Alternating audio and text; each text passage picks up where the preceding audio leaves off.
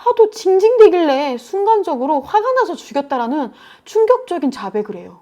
안녕하세요, 생크림입니다. 오늘은 1991년 10월 29일에 경기도 수원시에서 발생했던 초등학교 어린이 유괴 살인 사건에 대해서 말씀드릴게요. 범인은 노름빚을 마련하기 위해서 어린이를 유괴 하루 만에 살해해서 돌이 든 가방 속에 넣어서 물속에 가라앉혀서 완전 범죄를 시도했습니다.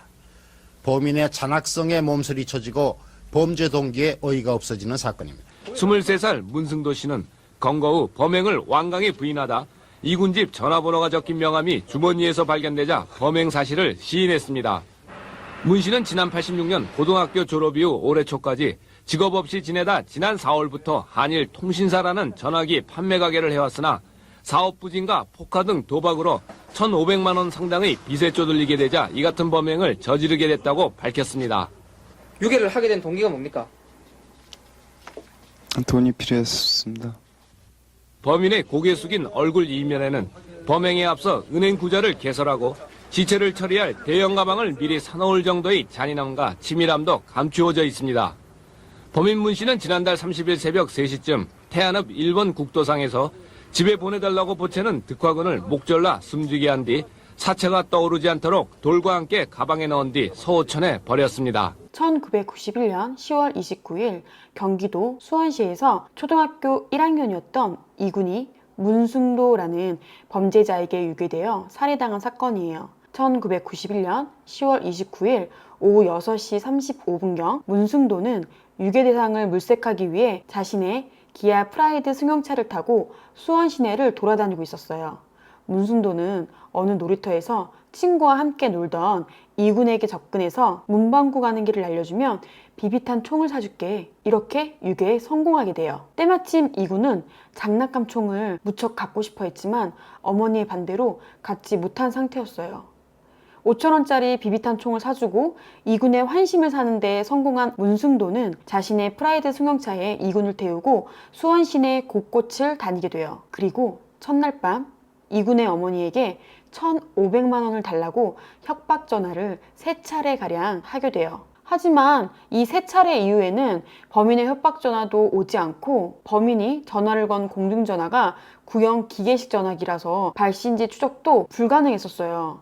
더 이상 수사의 진척은 없었어요. 결국 경찰은 가족의 동의를 얻어서 11월 6일자로 공개 수사로 전환하고 탐문 수사를 시작해요. 또 녹음된 범인 목소리도 방송에 공개했어요. 그러자 4일 후인 11월 10일 일요일 오전 말끝이 흐려지는 것이 내가 아는 사람의 목소리와 비슷해요 라는 결정적인 제보가 들어와요. 당초 수사팀은 문승도가 나이도 젊고 전과도 없어서 크게 의심하지 않았어요. 그런데 문승도에게는 마침 사건을 기점으로 운영하던 가게 문을 닫고 잠적하는 등 수상한 정황들이 나타나는 거예요. 문승도에게 애인이 있다는 사실을 파악한 수사팀은 애인을 설득해서 문승도에게 무선 홀쭉이로 연락을 취하게 해요. 11월 10일 밤 수원시 장안구의 한 다방에서 애인을 만나러 온 범인 문승도를 검거하는데 드디어 성공해요. 취조실에서 문승도를 추궁하던 경찰은 결국 이군이 살해당한 사실을 알게 돼요. 문승도의 자백에 따라 시신을 유기한 장소에서 큰 여행 가방 속에 담긴 채 유기된 이군의 사체를 발견했어요. 아이를 왜 죽였냐는 경찰의 집중 추궁과 취조에 결국 범인 문승도는 하도 징징대길래 순간적으로 화가 나서 죽였다라는 충격적인 자백을 해요. 이 사실이 알려지면서 그 당시 여론이 크게 분노했어요. 현장 검증에서 대역을 맡았던 이군의 동네 친구 윤군이 유괴 아저씨들과 깡패 아저씨들이 없어졌으면 좋겠다라고 말할 정도였어요. 이 사건이 다른 유괴 사건과 달리 커다란 충격을 주었던 까닭은 범인 문승도가 전과도 없고 유복한 환경에서 자랐으며 겉으로 보기에는 그냥 건실한 반반한 청년이었기 때문이에요. 문승도는 1967년 경기도 화성에서 20만지기 농사를 짓는 중농의 5형제 중 셋째로 태어났어요. 큰형은 교회 전도사로 활동하고 작은형은 대기업에서 근무하는 등 평범하고 안정적인 가정에서 성장했어요.